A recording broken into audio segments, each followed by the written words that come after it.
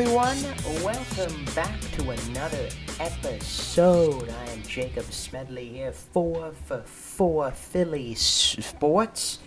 Today we're going to be talking about the Philadelphia Phillies. The first video that I put up, a Phillies Offseason rant, now a bit different, a bit more optimistic. Spring training is underway. We are about 6-7 games in, and the regular season is a month away, and I couldn't be more excited for this. Kind of similar to the Sixers kind of intro to their season. I will try and get another one for them soon. That has been spectacular so far for them. But this is about the Phillies. Baseball is on the horizon. Baseball is already here, but the regular season is on the horizon. Better weather is on the horizon as well, and I cannot wait for it. So let's dive into this. The Phillies, and man, I have to applaud them. Again, going back with the off-season kind of recap, with the disappointment and the kind of like pessimistic point of view that I had with the front office. I mean, it started with John Middleton, who it seemed like he was refusing to spend money, and then let's just go over some notable signings. I mean, for the Phillies, they brought in Dave Dombrowski, they brought in Sam Ford, or rather promoted Sam Ford, former outfielder with the Rays, and was in player development previously. You have Clentak reassigned, that kind of messy situation. I won't get into that too much, but and then you look at the players. They re-signed JT Realmuto, which it seemed like it was trending towards them. They waited it out. They got a good deal for him, because somewhat of a, I wouldn't say player friendly, of course. They are still paying out a bunch of money, but the Phillies also made an incentive with COVID kind of to push the contracts higher pay down the line further, and it's only, I think, about $10 million they're paying him this season due to the pandemic. And the same goes for another re-signee, Didi Gregorius.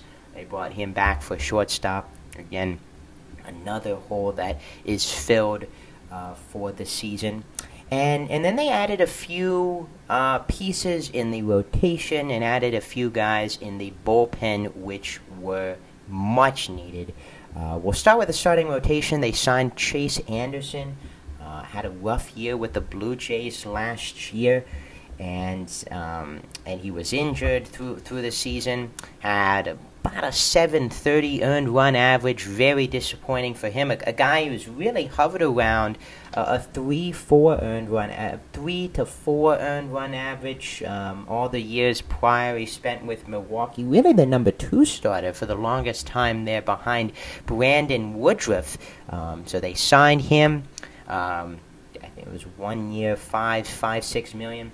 And then they also signed Matt Moore from Japan. He pitched over in Japan. He last pitched in the major leagues in 2019 with the Detroit Tigers before getting hurt, and that kind of put him out. So it's kind of another 1 year, $3 million. I was a bit surprised at first, and I mean, you have a guy here, like I just mentioned, and Moore, who hasn't pitched since 2019, and he has been underproductive. He's been lackluster. I mean, 2013, he was unbelievable Cy Young caliber, like I think 17 wins, 4 losses, 2.97 earned run average, like the Aaron Nola outlier year. That was Matt Moore in 2013, and I mean, he was good, and then it just he slowly declined. So it's going to be interesting. He went over to Japan. He pitched very well, as I've heard over there. Logged a lot of innings. Pitched well. Was able to use his pitches very well. Fastball, curveball, change, and I mean, they bring him in. Low risk, high reward, possibly. And then of course you have Howard. You have Velasquez, who were there last year. Vince Velasquez. Don't get me started with Vince Velasquez, a guy that I think should not be on the team anymore. But we continue to give him chances, so, I mean, He's a guy that I guess can be a 5-starter again, but I just don't sit well with that. He's a long reliever at best. He is a team that is on. He is a team. He is a player that is on the Pirates. He's a player that is on a team that is not ready to compete yet, or they're there and they still need pieces to compete. And then so they address the starting rotation with those pitchers. Again, on a Vince Velasquez tangent there, and then the bullpen, which I think I mentioned in the first video, absolutely atrocious last year. And you can't beat around the bush. Worst bullpen in the history of the game. 7.06 ERA. Just absolutely horrid. And I will give them credit. The front office did a great job at addressing it. Dave Dombrowski and company signing Archie Bradley, who has been one of the most consistent relievers. No bias, of course, but he's been hovering around a mid-2 to 3 earned run average, been pitching in big inning situations with both the Diamondbacks and then the Reds there in the later part of last season. He will come in. He will make a difference. Bringing back Neris, bringing back Brogdon, who showed some promise. Jojo Romero as well with his stuff. And then traded for Jose Alvarado, the hard-throwing lefty from the Tampa Bay Rays, in a 3-team exchange that happened in the middle of the offseason with the Dodgers and the Rays. Dodgers got Garrett Clevenger. I don't know what they saw in him. I don't know why they even got involved. But I guess it was the Rays wanted Dylan Paulson, I think, if that is who it is exactly. But ended up getting Dylan Paulson from the Dodgers, and the Dodgers got Garrett Clevenger from the Phillies, and the Phillies ended up, in my opinion, again, the winners in this trade. Jose Alvarado, hard-throwing lefty, struggled last year, was injured, and lacked command. Of course, one of those pitchers that he's going to run it up there in triple digits. He has a high 90s fastball sinker with a lot of movement, touches 100 occasionally from time to time, and I mean, if he can get back to his 2019 form, took the league by storm, the classic clip of him buckling the knees of Charlie Blackmon for the Rockies with that amazing, nasty movement on the sinker. If he can return to that would be a great steal by the Phillies. And I see him kind of fitting into that Jose Alvarez kind of role, that guy in the 7th, 8th inning who you bring in if there's 2 lefties coming up. And hey, maybe with the movement on his pitches, maybe with the velocity, he can also get righties out at a good rate as well. So they have those guys, Neris, of course, as I mentioned, and then they have a few spring training invites that are pretty interesting, and honestly, I'm surprised that they didn't get any offers from any other teams. That goes Brandon Kinsler, who was one of the leaders in saves last year, was on the Marlins, the playoff team Marlins. Brandon Kinsler leading the team in saves, and again, one of the top in the National League, as I mentioned. He is brought in on a minor league invite. Tony Watson, who has been a reliable lefty, reliable, I guess you could say, is an understatement. The guy only has had, I think it was 2 seasons of over a 4 earned run average, kind of a lefty specialist. Of course, those are moving towards extinct due to the fact of the 3-batter minimum, but he will definitely be competing for a major league roster spot. And you know what? I'm going to go out on a limb here. I'm going to go out on a limb and say, put the house. I'm going to put the mortgage I have for a house that I don't even own yet on the fact that Watson and Kinsler are going to be on the major league roster come opening. There's no way. I mean, the way the bullpen was last year, and the way these guys have shown throughout their careers, yeah, Kinsler, I mean, he had a bit of a rough year the past few years. Of course, he's no longer in what you would consider his prime as a relief pitcher, but I mean, he is going to come in and he'll probably save a bunch of games for him. I mean, of course, you have Archie Bradley right now, the projected closer. I mean, I have no problem with it, as long as someone's reliable back there this year. But I mean, he's a guy, I mean, I personally want to have Archie Bradley in that, again, 7th, 8th inning role, the setup. I think that's where he's most successful. I think that's where he was with Arizona, and that's where I think where he was, with Cincinnati as well, when you had the likes of Raisel Iglesias in the back end.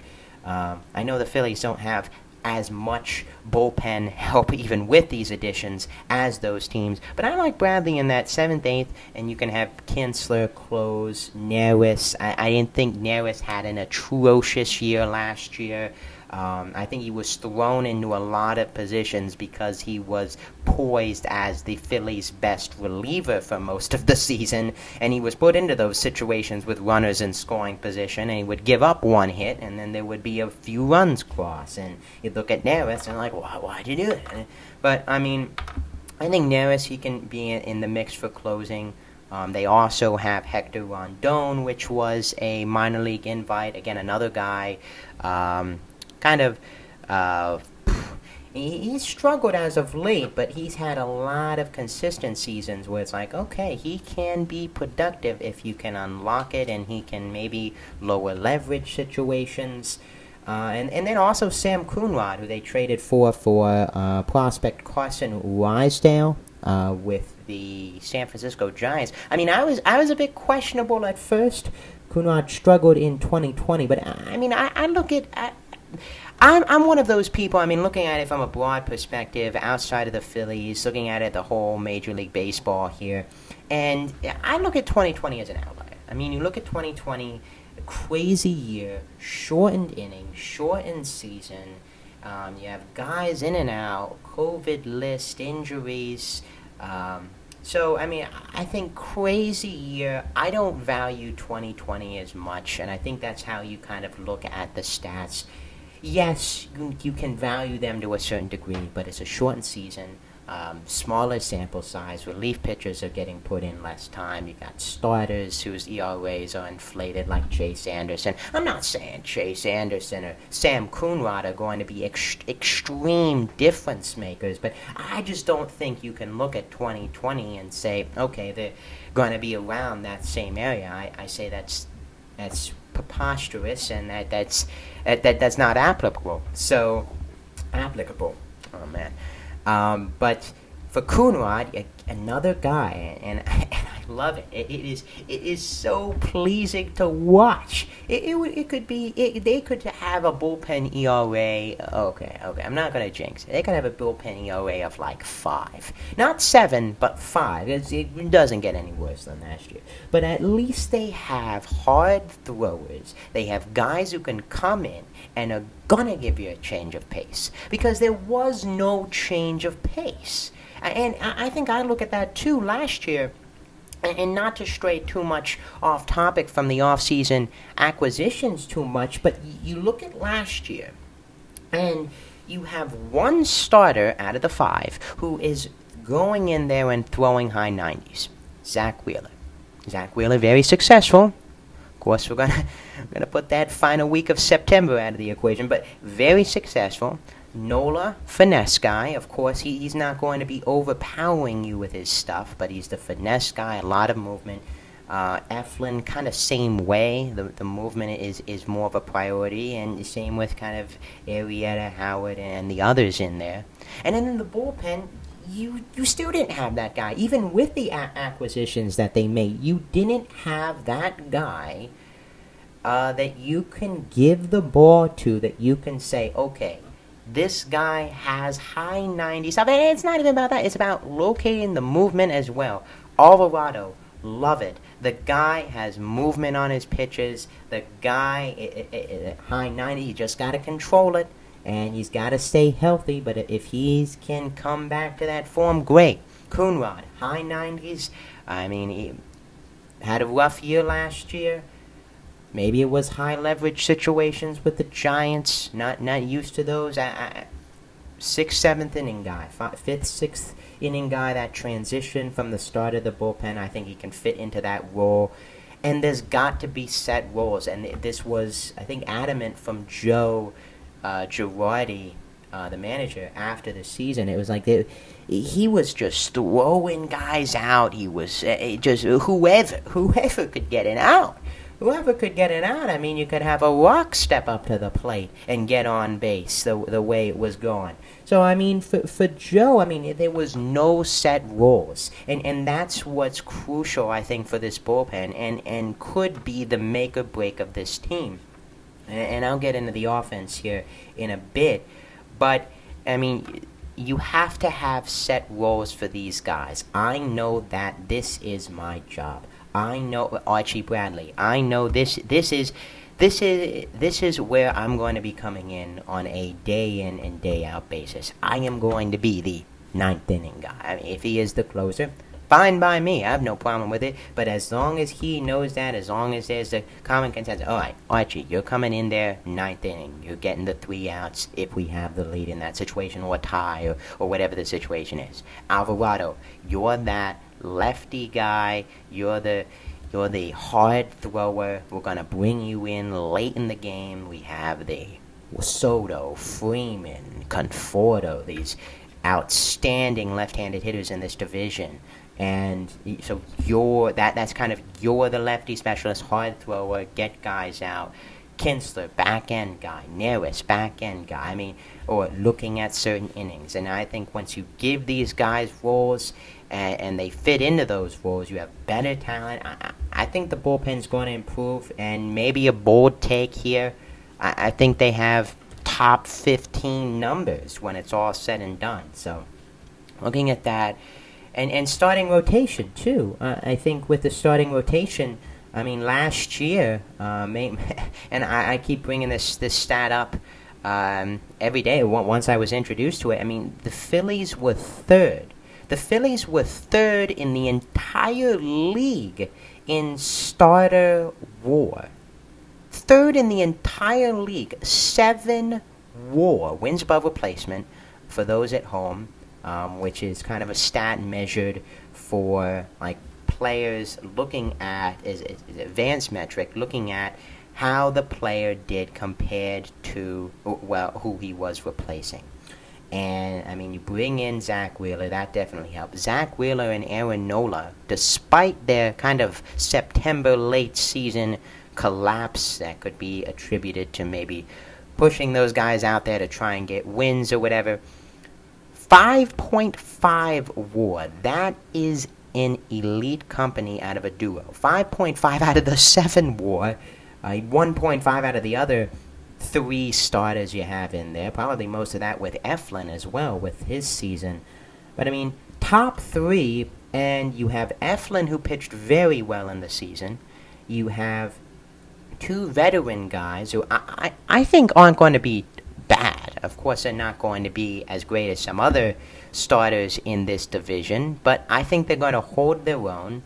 You've got a 1, 2, 3 of Nola, Wheeler, and Eflin. Nola and the 2 Zachs, and then you have 2 guys in the back. I would say right now are Anderson and Moore, and then you can have Howard, I would say, as the long man. I just don't know Vince Velasquez is in there, but I think I'm optimistic. I mean, I think this pitching staff is going to be sneaky good. I think this might be the first year where I might be definitely confident, starting-wise, relieving-wise. I think they've got it. I think Caleb Charlam, the pitching coach, has the right idea, and he's going to put these guys in a good position. So for the offense, looking at the offense right now, first base, Hoskins, he's on track for opening day. Segura, second base. Gregory is shortstop. Bohm, third. JT behind the plate. Of course, there is question with the recent thumb injury that happened a bit before spring training. He is in a splint now and is on track for opening day. Left field, McCutcheon. Center field, Recent injury to Adam Hazley, injured a few days ago against the Yankees. He will be out for 4 weeks, which is definitely impactful for the center field competition, which is now with Kingery, Quinn, and Odubel Herrera, who is back. That is an interesting development. And then right field, you have Bryce Harper, of course. So, looking at the lineup so far, I think this is a deep lineup. I think they were top 10 offensively. I think it was top 5 when you look at certain statistics last year. And, I mean, a lot of returning guys, and that's great. I mean, they were able to get the job done. And I just wonder, I mean, how's that center field spot going to play out? You have Kingery, who's this utility guy, had a bad season last year. Excuse me. I think he's going to have a bounce-back campaign. Maybe not to an extreme extent, but I think he is going to hit around 240, 250. He's going to have about, 15 home runs, perhaps. Play multiple positions, even though center field might be his main. Like play left to give McCutchen days off. He might play third to give Bohm days off. Might play second for Segura. And then the whole topic of Odubel Herrera. I mean, they invited him to spring training, gave him a chance, giving him a second chance after the domestic violence incident in 2019. Labor Day that kept him suspended for the rest of the season, and that was awful for him. That was awful for the team. Do not support that, of course, in any way. And now the team is giving him a chance. He's trying to gain the trust back. There's been quotes from Bryce Harper, been quotes from Rhys Hoskins about how the team stands about Odubel Herrera and kind of his working his way back into the clubhouse. But, I mean, right now the play on the field in the first however many spring trainings, 7, I think, so far. I mean, he's been the MVP right now. I mean, if you would ask me to, hey, who's one person, name one person who has been just flat out unbelievable so far in spring training, I would say it's Odubel Herrera. Hit a home run the other day, made a great play for an out at the plate, hit machine. He had another hit today. I mean, if he keeps playing like this, I think you have to second chances and see how it goes. And I mean, if he struggles on the opening day roster, yeah, then you got to move him down. But it seems like he's carrying himself well, earning himself the respect back with a lot of the teammates. So I'd say give him a chance. Give him a chance, especially now with Hazley going down with that unfortunate injury that will keep him out of play for about 4 weeks. And lastly, I want to touch on the bench, too, before I kind of give a final prediction for the team. The bench, right now, it's looking like, well, Brad Miller, who they signed, a great signing, by the way, versatile guy, lefty power bat off the bench, had a torrid stretch. Last year, of course, like I said earlier, 2020, take it for what it is, but, I mean, he was almost one of the best hitters in the league for a portion of 15, 20 games for the Cardinals last year. You have him off the bench, you bring him back, you have Andrew Knapp, could be into the start depending on what happens with JT Realmuto, but he'll be off the bench. Whoever, of course. Right now I'm looking at you probably, I don't know, it's tough. Again, with center field still undecided. I mean, right now, if we're looking on spring training, I put Odubel in center. I put Kingery on the bench. I put I'll put Quinn on the bench, speed guy, outfield, and then I'm going to put Matt Joyce. And you might look at it and it's, an outfield heavy bench. But, I mean, I look at Miller, who can play the infield. I look at Kingery, who can also play the infield. Kingery's the utility guy. Can play a bunch of different positions. Of course, right now he's battling out with the primary center field spot, but you can have him at left, you can have him at third, as I mentioned earlier. Speed as well. I know you have Quinn off the bench, but that's who I'm looking at right now. Of course, there's other guys like C.J. Chatham, the infielder, who they brought in from the Red Sox organization. At the catching, you have Jeff Mathis, you have Christian Bethancourt, who could also be in the middle. Again, that's maybe if JT has to go on the DL. But, I mean, I look at that as a strong bench. You have Matt Joyce and Brad Miller, two veterans last year, had put up decent numbers. I mean, Matt Joyce was batting in the middle of the Marlins order, of course, albeit while their roster was heavily depleted by COVID. But, I mean, he had big at-bats for them later on in the season and produced. He's another one. I mean, mentioning Kinsler and Watson earlier, another guy that the Phillies invited. I think he makes it. I mean, when you have, I mean, I know there's the whole idea of you already have Miller off the bench, but I mean, you can still have both.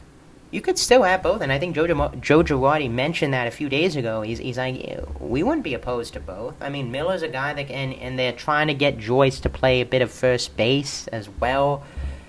I don't know how that's going to work. I know you try and make guys who want their normal positions play different positions. It sometimes does not work out at all.